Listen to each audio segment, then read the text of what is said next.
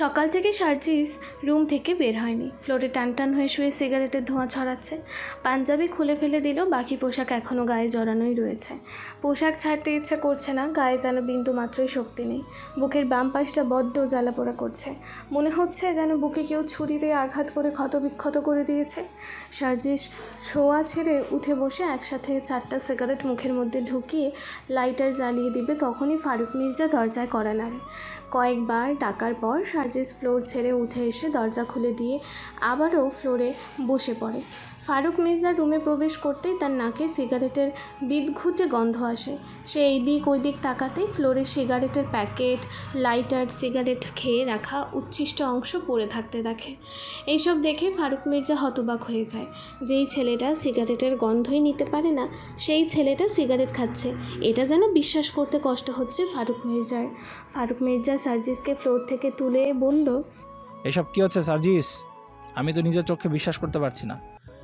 আমি কোন সার্জিসকে দেখছি? আমি 2 দিন আগের সার্জিস আর আজকের সার্জিসের মধ্যে কোনো মিল খুঁজে পাচ্ছি না। সিগারেটের প্যাকেট, লাইটার, সিগারেট খেয়ে রাখা উচ্ছিষ্ট অংশ, এসব কি সার্জিস? যেটা দেখতে পাচ্ছো সেটাই। কি হয়েছে তোমার? চোখ মুখের এই অবস্থা কেন? গতকালকের পোশাক এখনও গায়ে রয়েছে, বাড়িতে অনুষ্ঠান হচ্ছে, অথচ তুমি এখানে মরার মতো পড়ে রয়েছো। গতকাল তো ঠিকই ছিলে, আজ হঠাৎ কি হলো যার জন্য সিগারেট হাতে তুলে নিলে? কি হয়েছে তোমার? চুপ করে থেকো না, চুপ করে থাকলে কোনো সমস্যার সমাধান না। প্লিজ বলো কি হয়েছে তোমার। বাড়িতে অনুষ্ঠান হচ্ছে আর তুমি এনজয় না করে এখানে কেন এসছো? যাও বাবা, গিয়ে এনজয় করো। তোমার কাছে সময়ের অনেক দাম, আমার পেছনে অযথা তোমার মূল্যবান সময় নষ্ট করো না বাবা। কেন? আমি আমার ছেলে রুমে আসতে পারি না? তার সম্পর্কে ভালো মন্দ জিজ্ঞাসা করতে পারি না সার্জিস? ছোটবেলা থেকে যদি এই কাজটা করতে তাহলে আমার জীবনধারা অন্যরকম হতো বাবা। তোমার কাছে একটা সময় ভালোবেসে চেয়েছে, অথচ তুমি আমাকে দিয়েছো শুধু টাকা। টাকা ছাড়া তোমার কাছে কোনোদিনও কোনো কিছু পাইনি বাবা। অথচ আমি টাকা চাইনি, চেয়েছি একটু ভালোবাসা, একটু আদর, একটু যত্ন। বাবা হয়ে কখনো কোনো চাও পূরণ করনি আমার, কিন্তু এবার আমার একটা চাও পূরণ করবে বাবা? অবশ্যই করব। বল না কি লাগবে তোর? তুই যা চাস তাই পাবি। তুই শুধু একবার বল তোর কি লাগবে। আমি দেশে থাকবো না বাবা, আমি যত দ্রুত সম্ভব কানাডা খালামনির কাছে চলে যেতে চাই। তুমি যত দ্রুত সম্ভব আমার যাওয়ার ব্যবস্থা করে দাও প্লিজ বাবা, প্লিজ। আমি তোমার কাছে হাত জোড় করছি।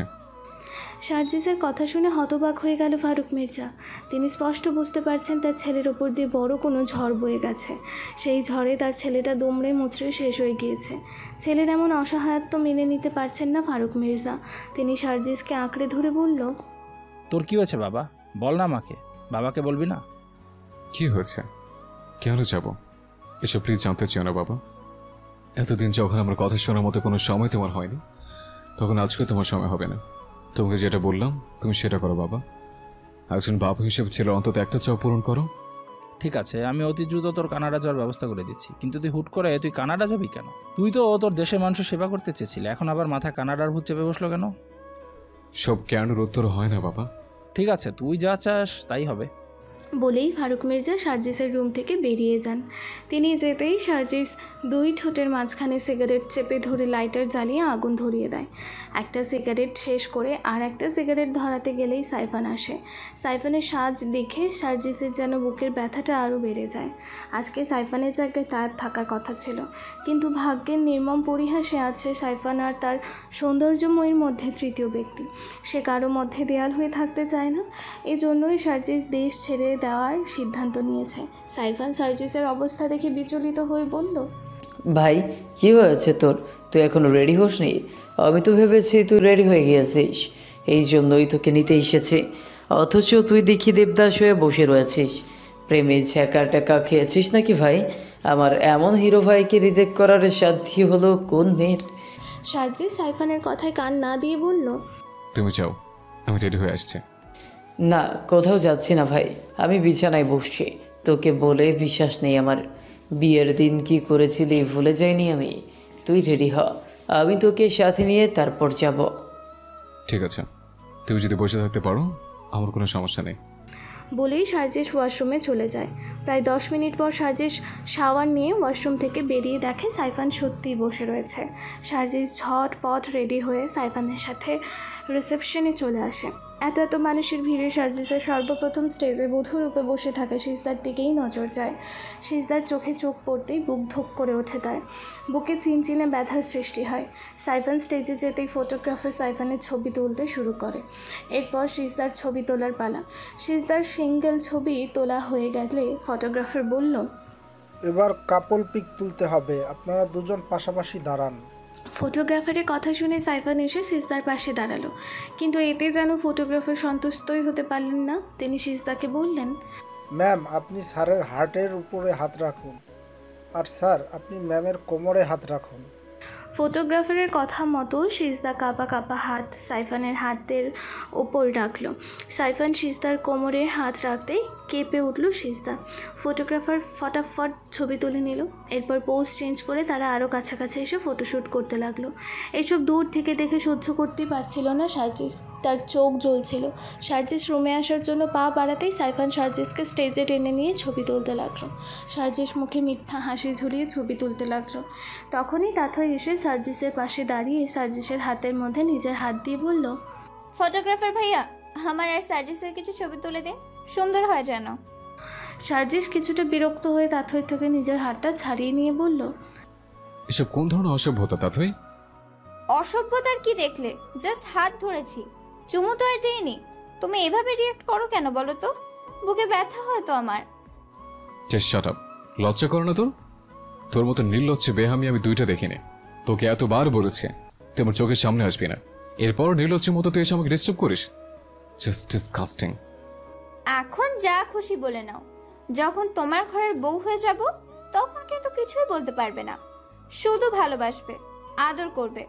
না হলে কিন্তু আমি রাগ করে বাবার বাড়ি চলে যাব। জেগে জেগে স্বপ্ন দেখে বাদ দে তাথই। আমি আগেও বলেছি, এখনো বলছি, তোর প্রতি আমার বিন্দুমাত্র ফিলিংস কাজ করে না। আমি তোকে সামিরের মতোই ভালোবাসি। একটাই তো মন, একটা নারীকে দিয়েছিলাম, দ্বিতীয় কোনো নারীকে মন দেওয়া আমার পক্ষে সম্ভব নয়। বলেই সার্জিস রিসেপশন থেকে বেরিয়ে যায়। সার্জিসের যাওয়ার পানি তাকিয়ে তাথই বলল, কি বলে গেল সার্জিস? দ্বিতীয় নারী মানে? সার্জিসের জীবনে কেউ এসেছিল, কিন্তু কে সে? কি এমন রূপবতী মেয়ে যে সার্জিসের মতো অ্যাটম বোমকে ছ্যাঁকা দিয়ে ব্যাকা করে দিল? ফটোশ্যুট চলছে তো চলছেই। সিজদার বিরক্ত লাগছে, কিন্তু মুখ ফুটে কিছু বলতে পারছে না। সিজদা বারবার প্রবেশদ্বার দেখছে তার মামা মামি এসেছে কিনা।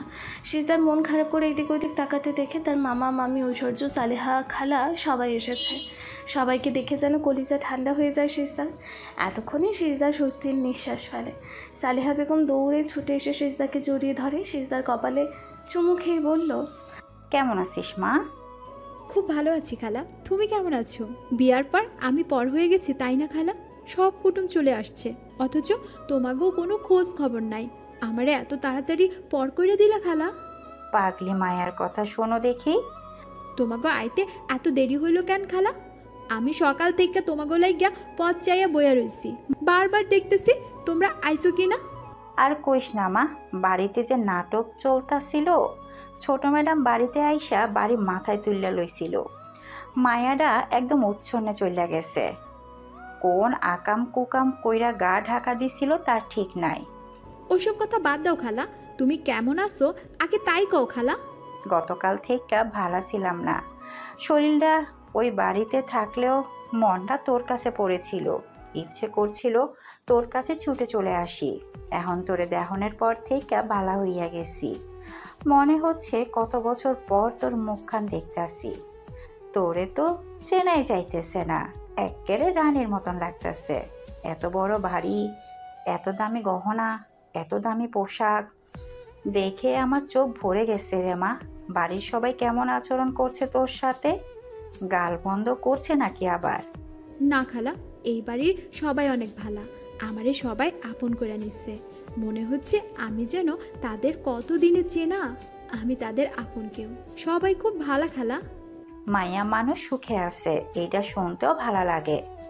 সালেহা বেগম কে কথা বলতে দেখে রাশেদ চৌধুরী, বিথি চৌধুরী, ঐশ্বর্য সবাই সিজদার দিকে এগিয়ে আসে। রাশেদ চৌধুরী সিজদাকে বুকে জড়িয়ে ধরে কপালে আলতো চুমু খেয়ে বলল, কেমন আছিস মা?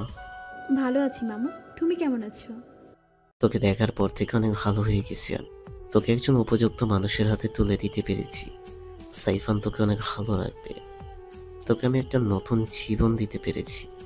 এখন আমি মরেও শান্তি পাবো রে মা। মরার কথা কইবা না মামু, আমার কষ্ট লাগে। ঠিক আছে মা, আর কখনোই বলবো না। বলেই রাশেদ চৌধুরী এটা ওটা জিজ্ঞেস করে ফারুক মির্জার সাথে দেখা করতে চলে যান। তিনি যেতেই ঐশ্বর্য সিস্তাকে পিঞ্চ মেরে বলল, অনেক মেয়েদের সোনার কপাল হতে শুনেছি, কিন্তু তোর তো ডায়মন্ডের কপাল রে সিস্তা। রাজা রাজকুমার রাজত্ব সবই তো তোর হাতে। আমি তো ভাবতেও পারছি না তুই এই বাড়ির বউ। তুই কখনো ভেবেছিলি কাজের মেয়ে হয়ে এত বড় বাড়ির বউ হয়ে আসতে পারবি? এসব কিছু হয়েছে আমার জন্য। চিন্তা করিস না, খুব শীঘ্রই আমিও এই বাড়ির বউ হয়ে আসবো। এই বাড়ির বড় ছেলেই সার্জিস মির্জার বউ। সার্জিস মির্জার বউ কথাটা শুনে চমকে উঠল সিজদা। সিজদা মনে মনে বলল, আমি তো জানতামই না যে ডাক্তারবাবুর নামই সার্জিস মির্জা।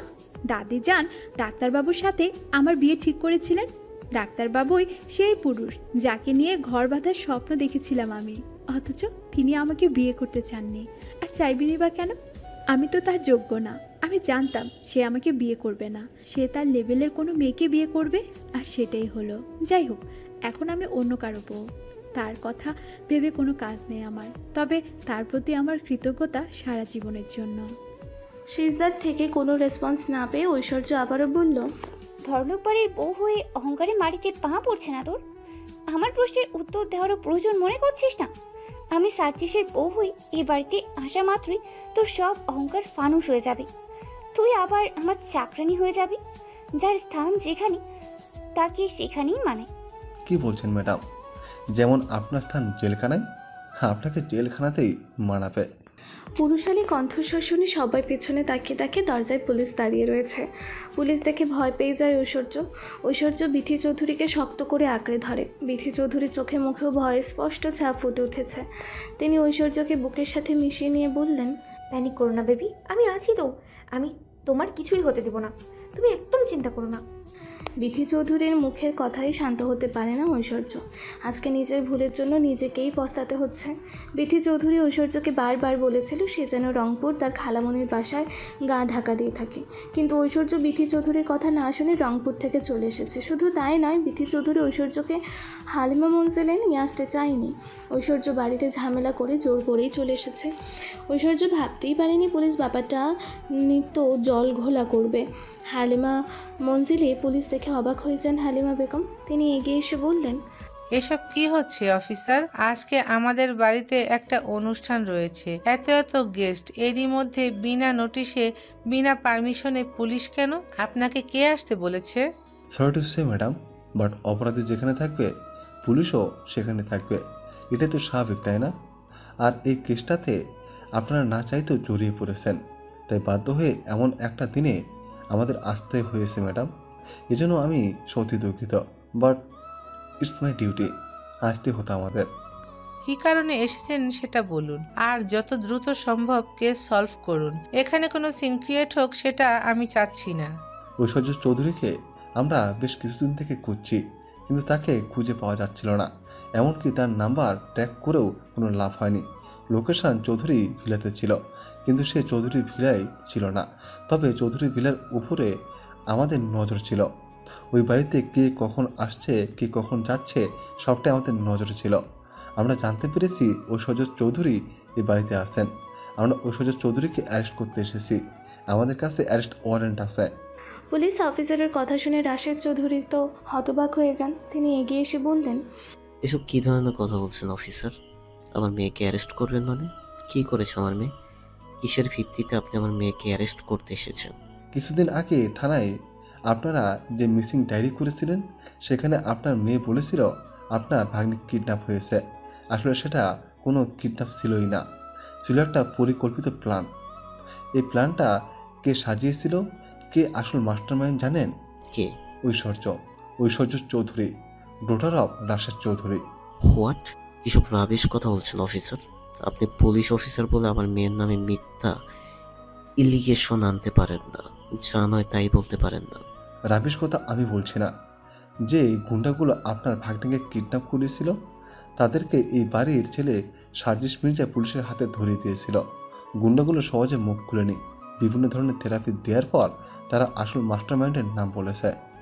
আপনার যদি আমার কথা বিশ্বাস না হয়, আপনি আপনার মেয়েকে জিজ্ঞেস করুন। রাশেদ চৌধুরী ঐশ্বর্যের সামনে গিয়ে বলল, এসব কি শুনছো ঐশ্বর্য? পুলিশ অফিসার যা বলছেন সেগুলো কি সত্যি? সত্যি কি তুমি আসলে মাস্টার মাইন্ড? রাশেদ চৌধুরীর প্রশ্নের উত্তর দিতে পারে না ঐশ্বর্য। সে ফ্লোরের দিকে তাকিয়ে চোখের পানি ফেলতে থাকে, যা দেখে রাশেদ চৌধুরী বলল, আমার যা বোঝার আমি বুঝে গিয়েছি অফিসার। আমি চেয়েছিলাম সিস্টার সাথে যে বা যারা অন্যায় করেছে তারা শাস্তি পাক। সে আমার মেয়ে বা স্ত্রী হলেও ক্ষমার অযোগ্য।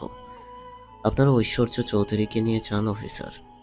রাশেদ চৌধুরীর কথায় বিথি চৌধুরী তেতে উঠেই বলল, কেমন বাবা তুমি? কোথায় মেয়েকে রক্ষা করবে তা নয় তো নিজের মেয়েকে পুলিশের হাতে তুলে দিচ্ছ তুমি।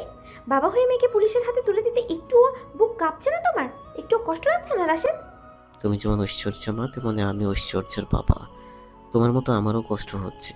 কোনো বাবাই চায় না তার মেয়ে তাকে ছেড়ে অন্ধকার কুঠুরিতে থাকুক। আমি বাবা হয়েও মেয়েকে পুলিশের হাতে তুলে দিতে বাধ্য হচ্ছি, কারণ ঐশ্বর্য একজন অপরাধী। আমি ভাবতেও পারিনি ও এত নিচে নেমে যাবে, ক্রাইমের সাথে ইনভলভ হয়ে যাবে। মেয়েকে নিয়ে কত বড় মুখ করে কথা বলতাম আমি, কিন্তু ও কি করলো? আমার মান সম্মান সব ধুলোয় মিশিয়ে দিল। ও যে আমার মেয়ে, ভাবতেও লজ্জা লাগছে আমার। আমি তো রাস্তাঘাটে বের হতে পারবো না, লোকজন আমার মুখে থুতু ছিটে দিবে।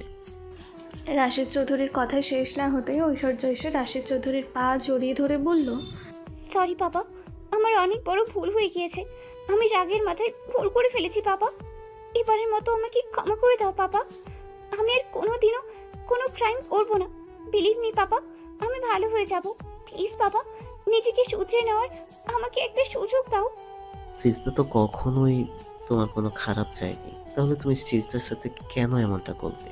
সেদিন যদি সার্জিস ঠিক টাইমে না আসতো তাহলে সিস্টার কত বড় সর্বনাশ হয়ে যেত। তোমার কোনো আইডিয়া আছে? তুমি তো একটা মেয়ে, ঐশ্বর্য একটা মেয়ে হয়ে অন্য একটা মেয়েকে নরপশুদের হাতে তুলে দিতে একটু বুক কাঁপলো না তোমার? তুমি আমার মেয়েটা ভাবতেই ঘৃণা লাগছে আমার। অফিসার, আপনারা নিয়ে যান ঐশ্বর্য চৌধুরীকে। তার অনুমতি পেয়ে মহিলা কনস্টেবল এসে ঐশ্বর্যকে টানতে টানতে নিয়ে যায়।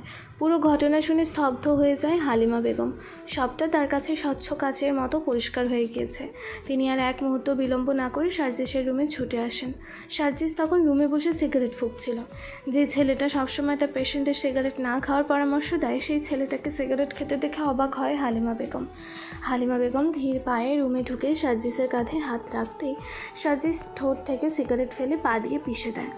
সার্জিসকে দেখে বড্ড খারাপ লাগে হালিমা বেগমের। মাত্র কয়েক ঘন্টায় ছেলেটার চোখ মুখ করুণ অবস্থা হয়ে গিয়েছে।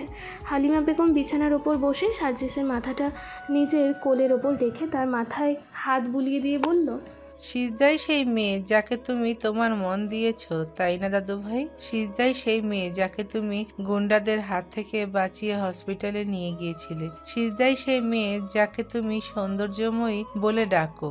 সিজদাই সেই মেয়ে যার কথা ভেবে তোমার মুখে হাসি ফুটে উঠতো, তোমার দিন রঙিন হয়ে উঠতো। আমি তো সিজদার সাথেই তোমার বিয়ে ঠিক করেছিলাম দাদু ভাই। তোমাকে বলেছিলাম তুমি সিজদার সাথে দেখা করো, অন্তত একবার তার ছবিটা দেখো। তুমি ছবিটাও দেখোনি দাদু ভাই। যদি তুমি একবার সিজদার ছবি দেখতে তাহলে আজকের এই দিন দেখতে হতো না। তোমার ভালোবাসা পূর্ণতা পেত, জীবনটা অন্যরকম সুন্দর হয়ে উঠত। হালিমা বেগমের কথায় সার্জিস কোনো উত্তর দেয় না, যেন শব্দভাণ্ডার ফুরিয়ে এসেছে। দেবার মতো কোনো উত্তর নেই তার কাছে। ডুকরে কেঁদে ওঠে সার্জিস। পুরুষ মানুষের চোখের পানি খুব সহজে বের হয় না। আঘাতে আঘাতে জর্জরিত হয়ে যখন ভেতরটা ক্ষতবিক্ষত হয়ে যায়, তখন চাইলেও চোখের পানি আটকে রাখা যায় না। সমস্ত বেড়াজাল ভেঙে চোখ থেকে পানি গড়িয়ে পড়ে। সার্জিসের চোখের পানি দেখে কলিজা মোচড় দিয়ে উঠল হালিমা বেগমের। সার্জিসের মা যখন সার্জিসকে ছেড়ে চলে যায়, তখন সার্জিসের চোখে শেষবার পানি দেখা গিয়েছিল।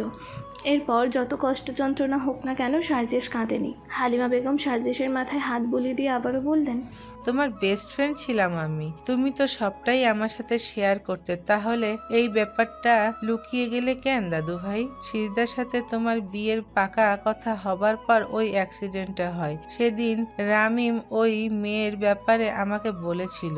আমি ভেবেছিলাম সাইফানের বিয়েটা মিটে গেলে তারপর ওই মেয়ের ব্যাপারে খোঁজখবর নিয়ে তোমাদের চার হাত এক করে দিব, কিন্তু কি থেকে কি হয়ে গেল। তুমি যদি একটাবার আমাকে বলতে, আজকের দিনে তোমাকে এই অবস্থায় দেখতে হতো না।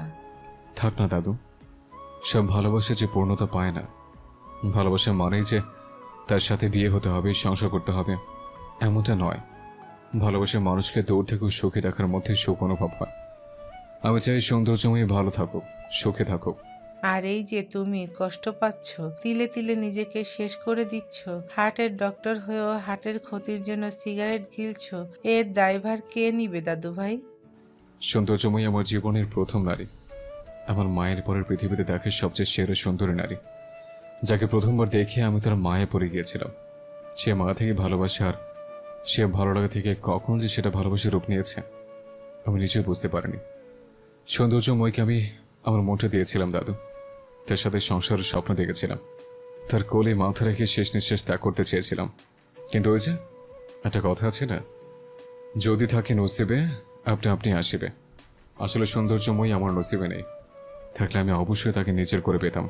তুমি একদম মন খারাপ করো না দাদু ভাই। সিজদা আনএডুকেটেড একটা মেয়ে, বাবা মা পরিবার পরিজন মোদ্দা কথা নিজের বলতে কিছুই নেই। আসলে সিজদা তোমার বউ হবার যোগ্যতাই রাখে না। আমি সিজদার থেকে সুন্দরী শিক্ষিতা মেয়েকে তোমার জন্য খুঁজে নিয়ে আসবো।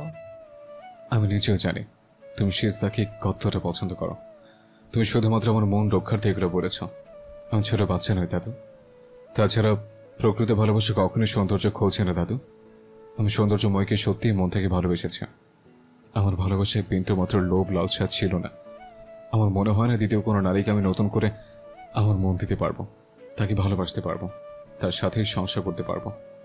জীবন কারো জন্য থেমে থাকে না দাদু ভাই। তুমি তোমার ভালোবাসার মানুষকে নিজের করে পাওনি বলে এটা নয় যে তোমার জীবন শেষ হয়ে গিয়েছে। নিজের জীবনকে আরো একটা সুযোগ দেওয়া উচিত দাদু ভাই।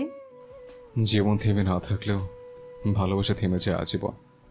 ভালোবাসা কখনো ফুরিয়ে যায় না দাদু। অনেক কথা হয়েছে দাদু ভাই, এবার ওঠো তো, ফ্রেশ হয়ে নাও। এভাবে চললে তো তুমি অসুস্থ হয়ে পড়বে। সিজদা যদি একবার জানতে পারে তুমি তাকে ভালোবাসো, তার জন্য প্রতিনিয়ত কষ্ট পাচ্ছ, তাহলে মেয়েটা গিল্টি ফিল করবে। এক বাড়িতে একই ছাদের নিচে বসবাস করাটা অস্বস্তিকর হয়ে উঠবে সিজদার কাছে। আমি তোমার মনের অবস্থা বুঝতে পারছি, তবুও বলবো তুমি একটু স্বাভাবিক থাকার চেষ্টা করো দাদু ভাই। আমি চাই না আমার জন্য সৌন্দর্যময়ী কোনো প্রকার অসুবিধা হোক। আমি তোর মুখোমুখি হতে চাই না, তাই আমি একটা সিদ্ধান্ত নিয়েছি দাদু। কি সিদ্ধান্ত? আমি দেশে থাকবো না, আমি কানাডা খালামনির কাছে চলে যাচ্ছি। What are you crazy? এমন একটা সিদ্ধান্ত একা একা নিয়ে নিলে? কাউকে জানানোর প্রয়োজন মনে করলে না দাদু ভাই? I'm not crazy দাদু, I just want to be well. এই বাড়িতে আমার চোখের সামনে সৌন্দর্যময় অন্য কোনো পুরুষের সাথে আমি সহ্য করতে পারবো না। রোজ রোজ তার ভেজে চুল দেখতে পারবো না। আমি মারা যাবো দাদু, trust me, I'm going to die. আমি আমার নিজের ভালোর জন্য এই সিদ্ধান্ত নিয়েছি। তাই বলে তুমি এদেশের মাটি ছেড়ে আমাদের সবাইকে ছেড়ে কানাডা চলে যাবে? আমাদেরকে ছেড়ে থাকতে পারবে তুমি? একটুও কষ্ট হবে না? কষ্ট তো এখনো কম পাচ্ছি না দাদু। যেতেই হবে তোমার? হ্যাঁ দাদু, ফেরার যার কোনো উপায় নেই আমার। ফেরার সমস্ত পথ বন্ধ হয়ে গেছে। তুমি একজন অ্যাডাল্ট পারসন, নিজের ভালো নিজে বুঝতে শিখে গিয়েছো। এখন তোমাকে আর কিছু বলে লাভ নেই। তোমার যেটা ভালো মনে হয় সেটাই করো। বলেই হালিমা বেগম চোখের পানি মুছতে মুছতে সাজেশের রুম থেকে বের হয়ে যান। অনুষ্ঠান শেষ হতেই আত্মীয় স্বজন সবাই চলে যেতে শুরু করে। ঐশ্বর্যকে পুলিশ নিয়ে যাওয়ার পর রাশেদ চৌধুরী, বিথি চৌধুরী দুজনেই মানসিকভাবে ভেঙে পড়ে।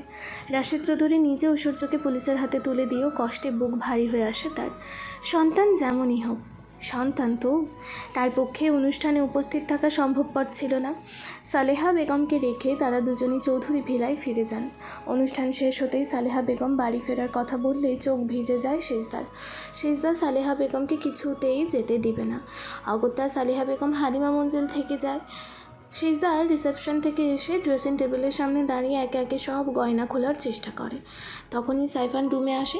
সিজদাকে গয়না খোলার চেষ্টা করতে দেখে সাইফান এক পা করে এগিয়ে এসে নিজেই সিজদার গা থেকে সমস্ত গয়না খুলে দেয়। গহনা খুলতে গিয়ে মাঝে মাঝে সাইফানের হাতে স্পর্শ লাগছে সিজদার শরীরে, যার দরুন কেঁপে কেঁপে উঠছে সে। সারা শরীরে অদ্ভুত এক শিহরণ বয়ে যাচ্ছে। বক্ষস্থল ক্রমাগত ওঠানামা করছে, ক্রমশ নিঃশ্বাস ভারী হয়ে উঠছে। সিজদা আবেশে চোখ বন্ধ করে দুই হাত দিয়ে নিজের শাড়ির আঁচল খামচে ধরে। গয়না খোলা হলে সাইফান খুব যত্ন সহকারে সিজদার চুল থেকে ক্লিপ খুলে সিজদার লম্বা চুলগুলো উন্মুক্ত করে দেয়। সাইফানের বড্ড ইচ্ছে হয় সিজদার খোলা চুলে নাক ডুবিয়ে চুলের ঘ্রাণ নিতে, কিন্তু তার সাহস হয় না। সে নিজের ইচ্ছাকে দমিয়ে রেখে ওয়াশরুমে চলে যায়। সাইফান ফ্রেশ হয়ে আসলে সিজদা হাত মুখ ধুয়ে ফ্রেশ হয়ে এসে বিছানায় গায়ে এলিয়ে দেয়।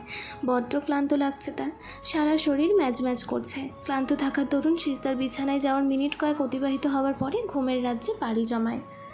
সাইফান সিজদার পাশে বসে সিজদার ঘুমন্ত মুখের দিকে তাকিয়ে থাকে কিয়ৎক্ষণ। তখনই সাইফানের ফোন বেজে ওঠে। সাইফান তড়িৎ গতিতে ফোন সাইলেন্ট মোডে রেখে দেয়। কথা বলতে ইচ্ছে করছে না তার। ফোনের অপর প্রান্ত থেকে তানসি কল করেই যাচ্ছে, কিন্তু সাইফানের সেদিকে কোনো খেয়াল নেই। সাইফান মুগ্ধ দৃষ্টিতে সিজদার মুখের দিকে তাকিয়ে রয়েছে। তানসিও কম যায় না, সে পণ করেছে যখন না সাইফান তার কল রিসিভ করছে ততক্ষণ পর্যন্ত সে অনবরত কল করতেই থাকবে।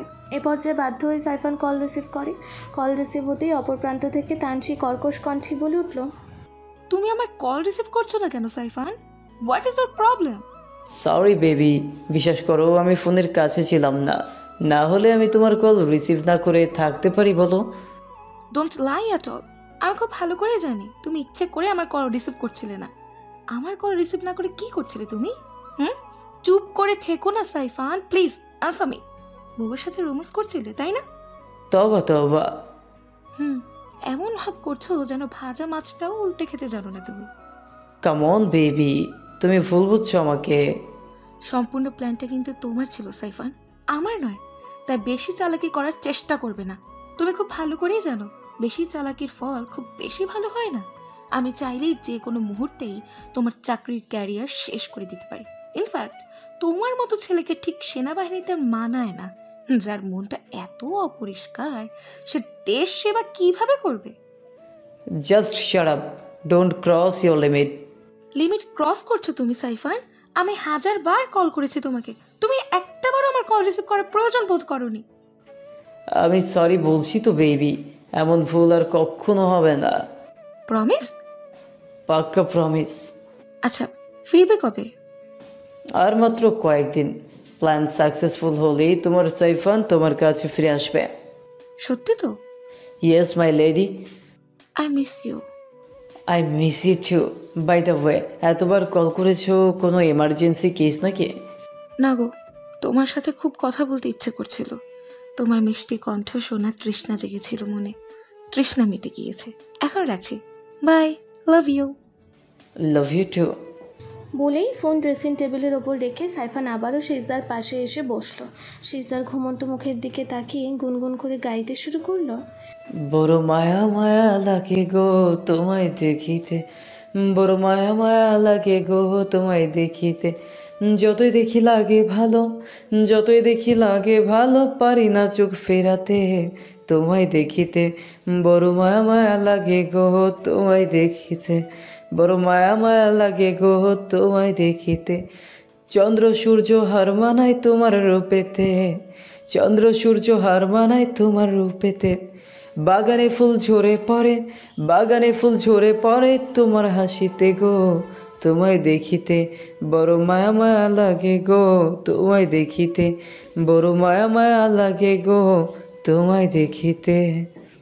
বুকের উপর ভারী কিছু অনুভব করতেই ঘুম হালকা হয়ে যায় সাইফানের। সাইফান চোখ খুলতেই সিজদাকে নিজের বুকের ওপর, সিজদাকে দেখে হতবাক হয়ে যায়। সাইফানের স্পষ্ট মনে আছে সে রাতে শোবার সময় তাদের মাঝখানে দেয়াল হিসেবে কোল বালিশ রেখেছিল।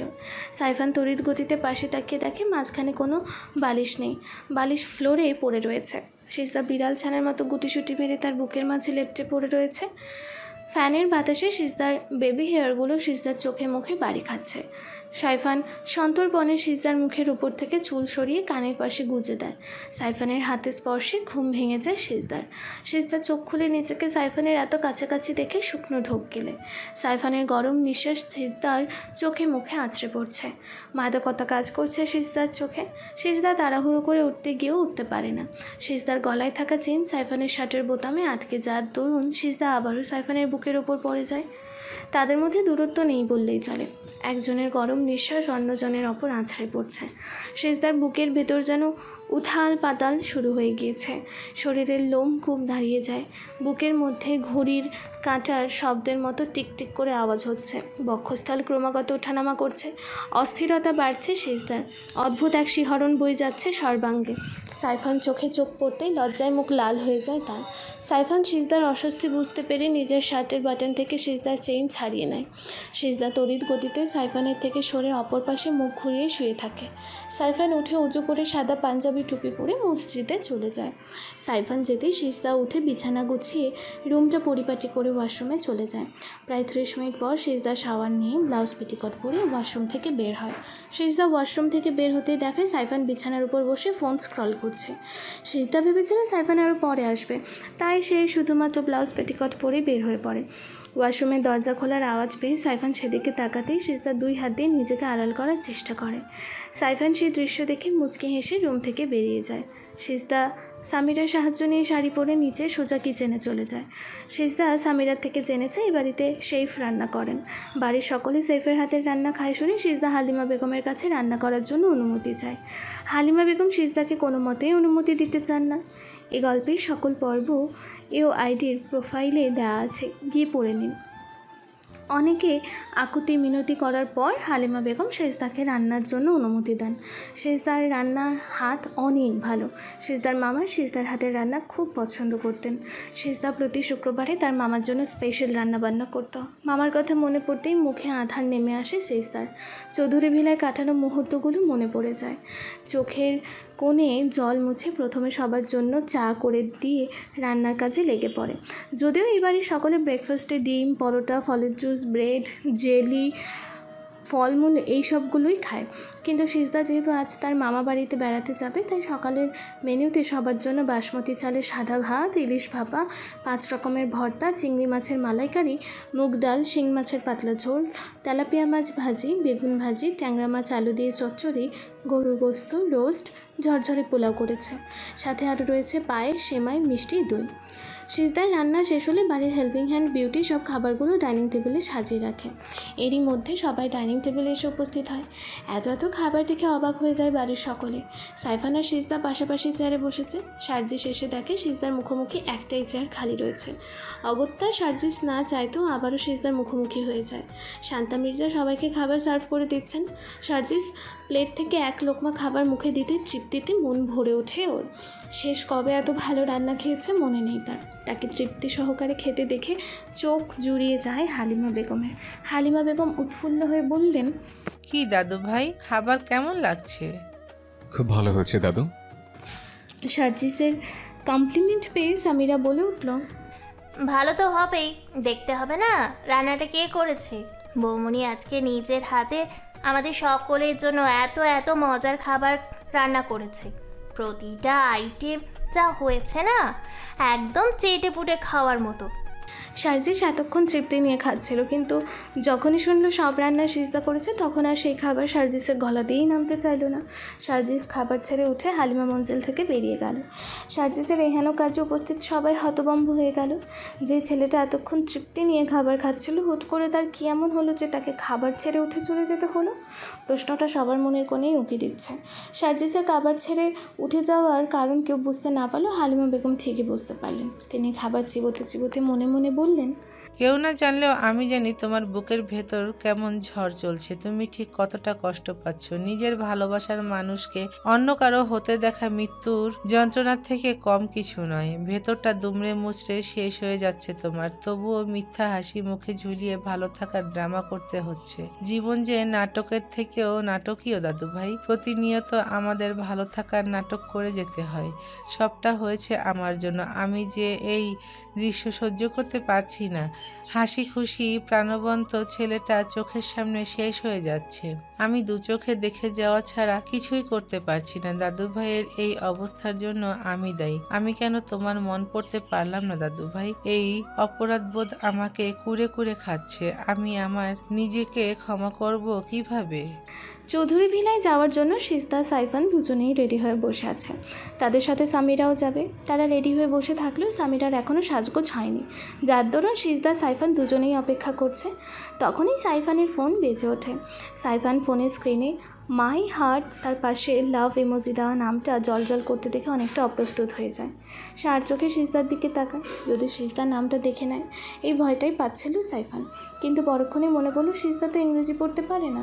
হাঁপ ছেড়ে বাঁচল সাইফান। সাইফান সন্তর্পণে সিজদার থেকে সরে এসে অনিচ্ছা সত্ত্বেও কল রিসিভ করলো। ইদানিং তানসির কল রিসিভ করতে ইচ্ছেই করে না সাইফানের, কেমন জানি ডিস্টার্ব ফিল করে। সাইফান কল রিসিভ করে কিছুক্ষণ তানসির সাথে কথা বলে আবারও রুমে ফিরে আসে। সামিরা তখনও রেডি হয়ে আসেনি। প্রায় 30 মিনিট অপেক্ষা করার পর সামিরা রেডি হয়ে আসে। সামিরাকে দেখে সাইফান সামিরার দিকে এগিয়ে এসে বলল, কি হয়েছে বোন, তোর চোখ মুখের এই অবস্থা কেন? মনে হচ্ছে অনেক সময় ধরে কান্না করেছিস। সাইফানের কথা শুনে সামিরা সাইফানকে জড়িয়ে ধরে কান্না করে দিল, কিন্তু কিছুই বলছে না দেখে সাইফান আবারও বলল, ভাইয়াকে বলবি না কি হয়েছে? সামিরা চোখ মুছে বলল, কিছু হয়নি ভাইয়া, চলো। চল। বলেই সাইফান সিজদা সবার থেকে বিদায় নিয়ে তাদের নিজস্ব গাড়ি নিয়ে বেরিয়ে পড়ল। সামনের সিটে সাইফান আর সিজদা বসলো, আর পেছনে সালেহা বেগম আর সামিরা। সাইফান গাড়ি স্টার্ট দিতে যাবে তখন লক্ষ্য করলো সিজদা সিট বেল্ট বাঁধেনি। সাইফান সিজদার দিকে ঝুঁকে গিয়ে সিজদার সিট বেল্ট বেঁধে দিল। সাইফানের এহেন কার্যে সিজদার কিছুদিন আগের ঘটনা মনে পড়ে গেল। সিজদা মনে মনে বলল, আপনার আর ডাক্তারবাবুর মাঝে অনেক মিল পাই আমি। ডাক্তারবাবু ঠিক এইভাবে আমার সিট বেল্ট বেঁধে দিয়েছিল, কিন্তু ডাক্তারবাবু তখন না খেয়ে উঠে গেল কেন? প্রথমে তো ঠিকই খাচ্ছিল, পরে যখন জানতে পারলো আমি সব রান্না করেছি তখন আর খেলো না। আমার সাথে ভালো কইরা কথাও কইল না, জানো আমাকে সে চিনেই না। আমি তার অপরিচিত কেউ, তিনি আমার সাথে এমন আচরণ করছেন কেন? সে কি কোনো কারণে আমার উপর রেগে আছে? কিন্তু কেন, কি করেছি আমি? সাইফান ড্রাইভিংয়ের ফাঁকে সিজদার দিকে তাকিয়ে দেখে সে গভীর মনোযোগ দিয়ে কিছু একটা ভাবছে। সাইফান সিজদাকে কয়েকবার সিজদা বলে ডাক দিল, কিন্তু সিজদা রেসপন্স করলো না দেখে সাইফান একটু জোরেই সিজদা বলে উঠল, যেটা কর্ণকুহরে প্রবেশ করতে কেঁপে উঠল সিজদা। সিজদা থতমত খেয়ে বলল, কি কিছু বলছেন?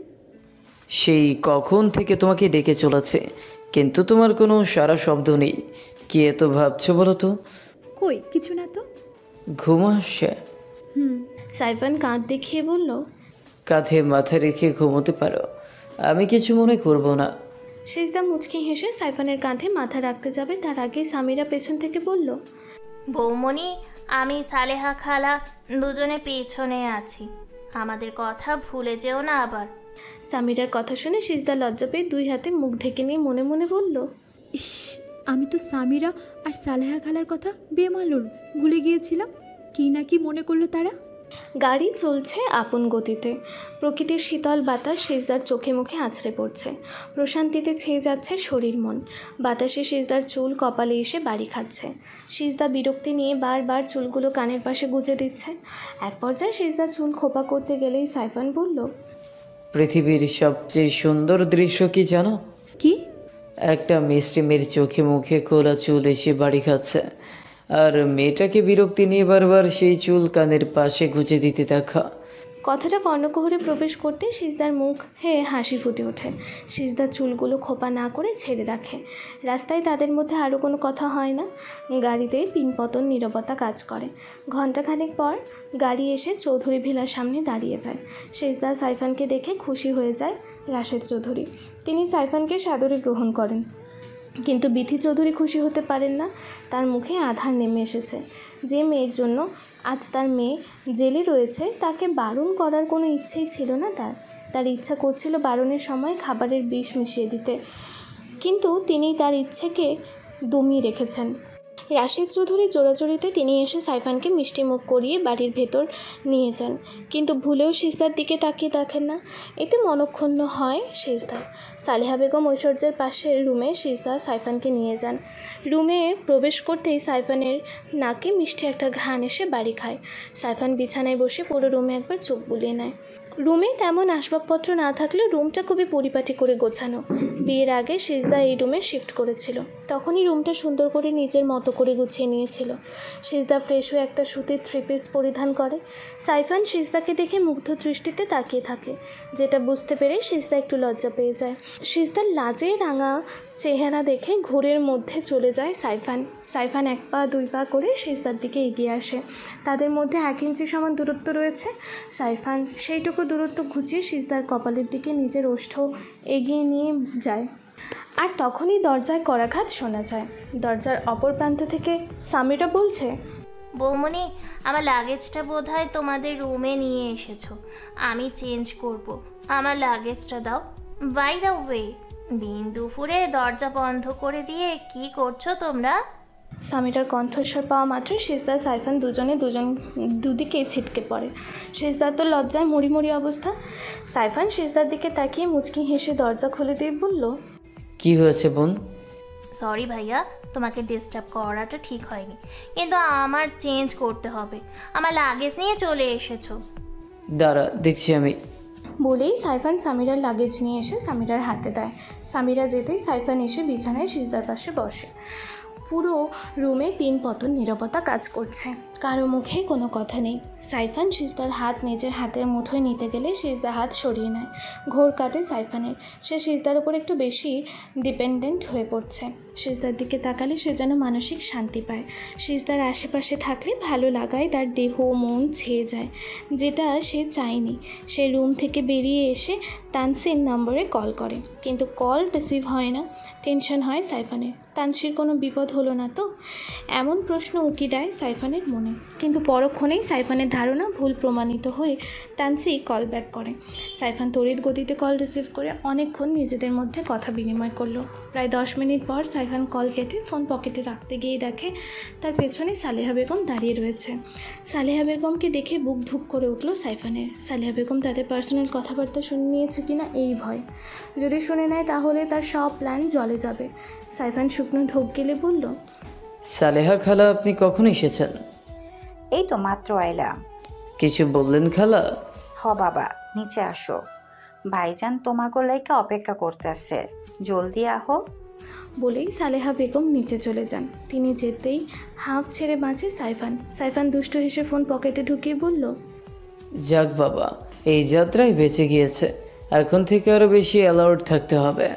পান থেকে চুন খসলেই আমার বিপদ, যেটা আমি হতে দিব না, কিছুতেই না। সার্জিস একটা ইম্পর্ট্যান্ট ফাইল খুঁজতে গিয়ে সিজদার সেই রক্তমাখা রুমালখানা পায়। রুমালখানা হাতে নিতেই সিজদার হাস্যোজ্জ্বল চেহারাটা সার্জিসের চোখের সামনে দৃশ্যমান হয়। সেই সাথে তার বুকে ব্যথা বাড়তে থাকে। পুরনো ক্ষত তাজা হয়ে যায়। সার্জিস রুমালখানা ফ্লোরে ছুঁড়ে ফেলে দেয়। তখনই তাথই এসে সার্জিসকে পেছন থেকে জড়িয়ে ধরে। তাথই রেহানো কার্যে বিরক্ত বোধ করে সার্জিস। তার ভেতরে যে কী চলছে সেটা একমাত্র সেই জানে। সব কিছুতেই বিরক্ত লাগছে তার। একজন ডক্টর হয়েও মেজাজ খিটখিটে হয়ে গিয়েছে। সার্জিস দাঁতে দাঁত চেপে বুক থেকে তাথইয়ের হাত সরিয়ে দিয়ে তাথইকে ঠাস ঠাস করে থাপ্পড় মেরে দেয়। তাথই বাকরুদ্ধ হয়ে গিয়েছে। সার্জিসকে সে ছোট থেকে দেখে এসেছে। সে জানে সার্জিস অনেক রাগী, কিন্তু সার্জিসকে কখনোই কারো গায়ে হাত তুলতে দেখেনি। আকস্মাৎ সার্জিসের এত রাগের কারণ বুঝতে পারে না তাথই। তার গায়ে কেউ কখনো একটা ফুলের টোকাও দেয়নি। বড় আদরের মেয়ে সে। তাথই গালে হাত দিয়ে ভেজা কণ্ঠে বলল, তুমি আমাকে থাপ্পড় দিলে সার্জিস? সরি তাথই, আমার মাথা ঠিক ছিল না। আমি তোর গায়ে হাত তুলে ফেলেছি। আমি extremely sorry for that. Please forgive me. Tathoi কিছু বলে না, বরং সার্জিসের ফেলে রাখা রুমালের ওপর দিয়ে হনহন করে হেঁটে বেরিয়ে যায়। তাথই বেরিয়ে যেতেই সার্জিস রুমালখানা ফ্লোর থেকে তুলে পরিষ্কার করে রুমালে নিজের ঠোঁট ছুঁয়ে দিয়ে আবারও সযত্নে রেখে দিল। সামিরা লাগেজ নিয়ে তড়িৎ গতিতে নিজের রুমে এসে দেখে তার ফোন বাজছে। ফোনের স্ক্রিনে মাই লাভ নামটা জলজল করছে। সামিরা 1 মিনিটও কাল বিলম্ব না করে কল রিসিভ করে বলল, কি হয়েছে তোমার? নতুন কাউকে পেয়েছো নাকি? আমাকে আর তোমার প্রয়োজন নেই, তাই না? আসলে তোমরা সব ছেলেরা একই রকম। মন নিয়ে খেলতে তোমরা অনেক পছন্দ করো। তোমাদের প্রিয় খেলনা হচ্ছে মেয়েদের মন নিয়ে খেলা। তোমাকে 2 দিন থেকে কলের উপর কল করেই যাচ্ছি, কিন্তু তোমার কোনো রেসপন্স নেই। তুমি একটা বার কল রিসিভ করার প্রয়োজন বোধ করছো না কেন রামিন? তোমাকে মন দিয়ে কি আমি অনেক বড় অপরাধ করে ফেলেছি? এই 2টা দিন জানো কিভাবে কেটেছে আমার? প্রতি মুহূর্তে তোমার কথা মনে পড়েছে। বাড়িতে বউ ভাতের অনুষ্ঠান ছিল, তুমি বিয়েতে আসোনি। ভেবেছিলাম বউ ভাতের অনুষ্ঠানে আসবে। আমি তোমার পথ চেয়ে বসেছিলাম, কিন্তু তুমি আসোনি। আমাকে একটা কল করবারও সময় হয়নি তোমার। তোমার জন্য যে একটা মেয়ে চিন্তায় পাগল প্রায় অবস্থায় হয়ে গিয়েছে, সেই খেয়াল আছে তোমার? সামিরা, একটু শান্ত হও, আমার কথাটা একটু শোনো প্লিজ। কি বলবে তুমি? কি বলার আছে তোমার? তোমাকে তো বলেছিলাম আমার বাবা অসুস্থ। আমার বাবা আর এই পৃথিবীতে নেই সামিরা। শুক্রবারে আমার বাবা আমাদের সবাইকে ছেড়ে চলে গিয়েছে। আমি এতিম হয়ে গিয়েছি সামিরা। বাবা নেই মানে?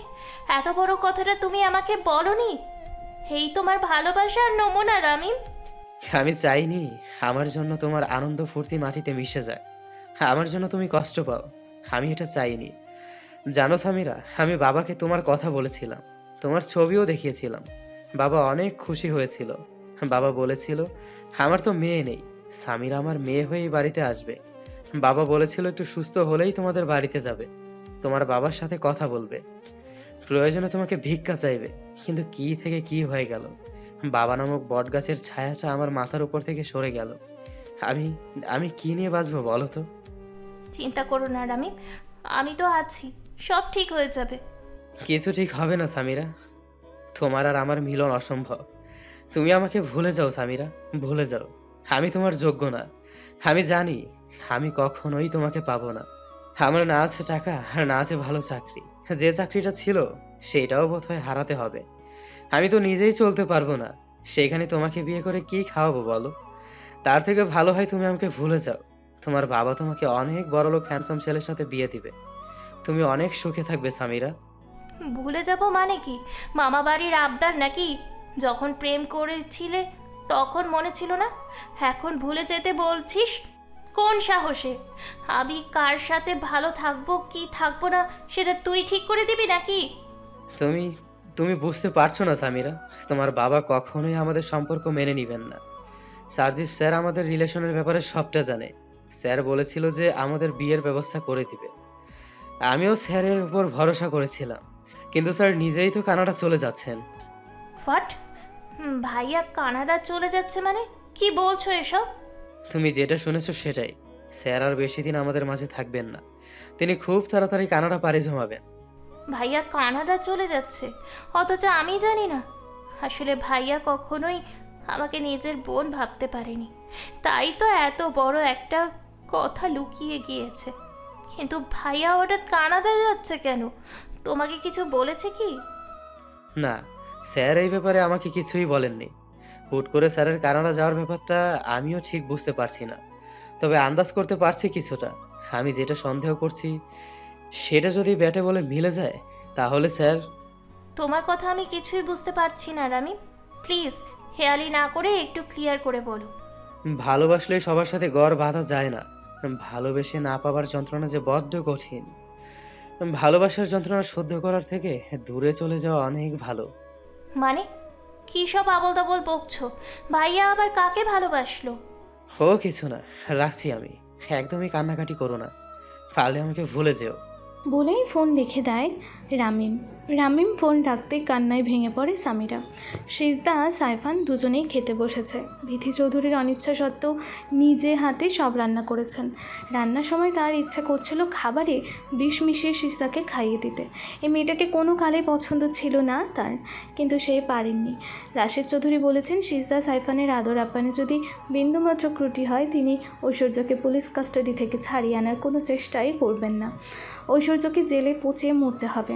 মেয়ের কথা চিন্তা করে মুখে মিথ্যা হাসি ঝুলিয়ে বিথি চৌধুরী সিজদা সাইফানের আদর আপ্যায়নে ব্যস্ত হয়ে পড়েছেন। তাদের প্লেটে এটা ওটা তুলে দিচ্ছেন।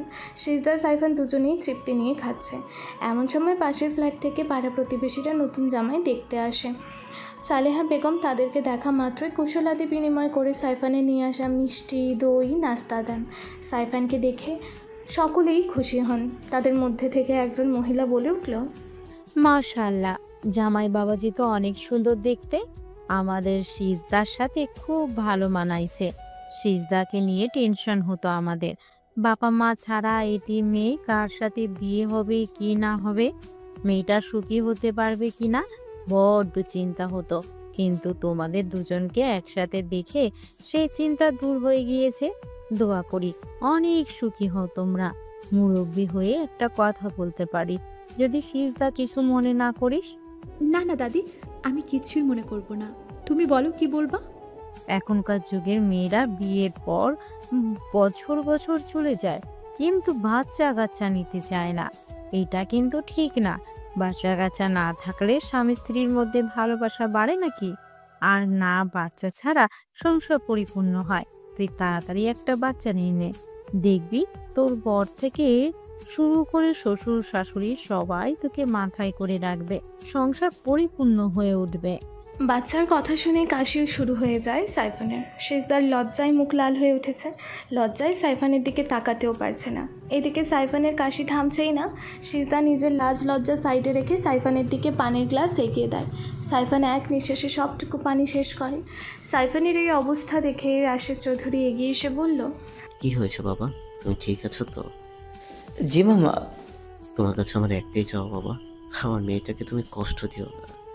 ছোটবেলা থেকে মেয়েটা অনেক কষ্ট সহ্য করে এসেছে। সিজদা যেমন আপনার ভাগ্নি, তেমনই আমারও স্ত্রী। সিজদাকে ভালো রাখার দায়িত্ব আমার। আমি সিজদার অতীত জানতে চাই না, সিজদার বর্তমানকে সুন্দর করে সাজিয়ে তোলা আমার দায়িত্ব। আমি আপনাকে কথা দিচ্ছি মামা, 3 কবুল বলে যখন সিজদার হাত ধরেছি, মৃত্যু ছাড়া সেই হাত কখনো কেউ আলাদা করতে পারবে না। সাইফানের কথা শুনে সিজদার খুশিতে চোখ ছলছল করে উঠল। এই মানুষটাকে যতটা ভালো ভেবেছিল তার থেকেও শতগুণ ভালো সে। সাইফানকে স্বামী রূপে পেয়ে নিজেকে সৌভাগ্যবান মনে করছে সিজদা। ছেলে হয়ে তোমার কাছে এটা আবদার করলাম, সেটাও পূরণ করতে পারলে না বাবা। আমি বুঝতে পারছি না তোর কানাডা জ্বর এত তাড়া কিসের। তুই তো গতকালই আমাকে বললি একটু সময় তো দিবি না নাকি? বাংলাদেশ থেকে বাইরের দেশে যাওয়া হাতের মোয়া নয় যে এক রাতের মধ্যে পেয়ে যাবে। আমাকে একটু সময় দে বাবা, আমি যথাসম্ভব চেষ্টা করছি। আমার যা বোঝার বোঝা হয়ে গেছে বাবা, তোমার কোনো সাহায্যের প্রয়োজন নেই। আমার ব্যাপারে আমি নিজে হ্যান্ডেল করব। তুই একদম তোর মায়ের মতো হয়েছিস। তোর মা যেমন আমাকে কখনো বুঝতে চায়নি, তেমনি তুইও আমাকে কখনোই বুঝতে চাসনি। কথায় কথা বলে বাবা, তুমি আমাকে মুখ খুলতে বাধ্য করো না। মা যখন আমাকে ছেড়ে চলেছে, আমি যথেষ্ট বড় ছিলাম, সবটা বুঝতেও শিখেছিলাম। সেদিন তোমার সাথে মায়ের তুমুল ঝগড়া হয়, মা রাগ করে বাড়ি থেকে বেরিয়ে যায়। তোমার ইগো, অহংকার এতটাই বেশি ছিল যে তুমি একবারও মাকে আটকানোর চেষ্টা করোনি। আমি দৌড়ে গিয়েছিলাম মায়ের পিছু পিছু, কিন্তু মাকে পাইনি। মা কোথায় জন্য হারিয়ে গেল। বিধ্বস্ত হয়ে বাড়ি ফিরে এলাম। তার কয়েক ঘন্টা অতিক্রম হতেই খবর এলো রোড অ্যাক্সিডেন্টে একটা মহিলা মারা গিয়েছে, যার মুখ অত্যন্ত বাজেভাবে আঘাতপ্রাপ্ত হয়েছে, যার পরনে সেই শাড়ি রয়েছে যে শাড়ি আমার মায়ের গায়ে ছিল। তুমি নিজের মাতৃমন রক্ষার্থে একটা বার ইনভেস্টিগেশন করে দেখোনি সেটা আদৌ আমার মা ছিল কিনা। তুমি আমার থেকে আমার মাকে কেড়ে নিয়েছ, আমার কৈশোর কেড়ে নিয়েছ, মায়ের ভালোবাসা থেকে বঞ্চিত করেছ। হ্যাঁ, এই সব কিছুর জন্য তুমি দায়ী। You are responsible for everything. Farooq Mirza যেন পাথর হয়ে গিয়েছে। তার মুখ থেকে কোনো কথাই বের হচ্ছে না। তাকে নিয়ে তার ছেলের অনেক অভিযোগ। এরকম অভিযোগ তার স্ত্রী যমুনারও ছিল। তিনি স্ত্রী সন্তানকে সময় দিতে পারেননি, শুধু টাকার পেছনে ছুটেছে। ফারুক মির্জাকে চুপ থাকতে দেখে তার ছেলের হাসি হাসে সার্জিস। তার ভেতরের কষ্টটা কেউ কোনো দিনও বোঝার চেষ্টা করেনি। সার্জিস ফারুক মির্জার দিকে এগিয়ে আসতে তার ফোন বেজে ওঠে। হসপিটাল থেকে কল করা হয়েছে। সার্জিস কোনো কথা না বাড়িয়ে রেডি হয়ে হসপিটালের উদ্দেশ্যে বেরিয়ে পড়ে। পথের মধ্যে একটা জটলা দেখে সার্জিস গাড়ি থামিয়ে জটলার দিকে অগ্রসর হয়। তখনই সার্জিসের ফোন বেজে ওঠে। আবারও হসপিটাল থেকে কল করা হয়েছে। সার্জিস ফোন কানে নিয়ে জটলা ঠেলে ভিতরে প্রবেশ করতেই যেন সার্জিসের পা থেমে যায়। কলিজা মোচড় দিয়ে ওঠে, কপালে বিন্দু বিন্দু ঘামের সৃষ্টি হয়, কণ্ঠনালী শুকিয়ে আসে, হাত থেকে ফোন পিচ ঢালা রাস্তায় পড়ে খণ্ড বিখণ্ড হয়ে যায়। তার যেন নিজের চোখকেই বিশ্বাস হচ্ছে না। এতদিন যে মানুষটাকে সে মৃত ভেবে এসেছে, যার ছবি বুকে নিয়ে সে দিন রাত চোখের পানি ফেলেছে, সেই মানুষটার অন্য একটু আগেও তার বাবাকে কথা শুনিয়েছে। সেই মানুষটা তার সামনে রক্তাক্ত অবস্থায় পড়ে রয়েছে। সার্জিস আর এক মুহূর্তও কাল বিলম্ব করে না, দৌড়ে গিয়ে যমুনা মির্জাকে পাজা কোলে তুলে নেয়। সার্জিসের এহেন কার্যে উপস্থিত সবাই হতভম্ব হয়ে যায়। সবার মনে প্রশ্ন জাগে, কে এই অজ্ঞাত মহিলা? সার্জিস কারো প্রশ্নের উত্তর না দিয়ে যমুনা মির্জাকে গাড়িতে বসে গাড়ি স্টার্ট দেয়। চোখ থেকে অঝরে পানি পড়ছে তার। সে ভাবতেও পারেনি এতগুলো বছর পরে আবারও তার মায়ের দেখা পাবে। মাকে ফিরে পেয়ে যতটা না আনন্দ হচ্ছে, তার থেকেও বেশি ভয় হচ্ছে তাকে হারিয়ে ফেলার।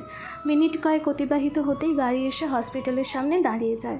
সার্জিস যমুনা মির্জা পাঁজা কোলে তুলে নিয়ে হসপিটালের ভেতরে ছুটে এসে ডক্টর বলে হাঁক ছাড়তেই নার্স স্ট্রেচার নিয়ে ছুটে আসে।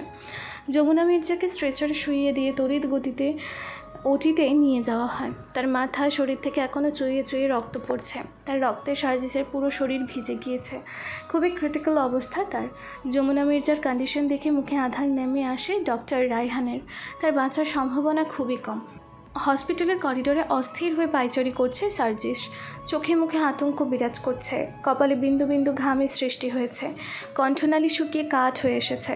শরীরে যেন বিন্দু মাত্র শক্তি নেই। প্রিয় মানুষকে মৃত্যুর সাথে পাঞ্জা লড়তে দেখে কোনো পুরুষেরই সাধ্য নেই নিজেকে ঠিক রাখার। সার্জিসও নিজেকে ঠিক রাখতে পারছে না। তার নিজের হাতে কত শত অপারেশন হয়েছে, চোখের সামনে কত মানুষকে মরতে দেখেছে। তখন খারাপ লাগলেও সেটা কখনোই প্রকাশ পায়নি। ডক্টরদের সহজে ভেঙে পড়লে চলে না, কিন্তু সার্জিস যেন আজ তার ডক্টরের খোলস ছেড়ে বেরিয়ে এসেছে। দাঁড়িয়ে থাকা দায় হয়ে পড়েছে তার। সার্জিস ধপ করে ফ্লোরে বসে পড়ে। উপস্থিত সবাই সার্জিসের এই রূপ দেখে যেন হতবম্ব হয়ে যায়। সবাই সার্জিসকে একজন শক্ত মনের ডক্টর মনে করে।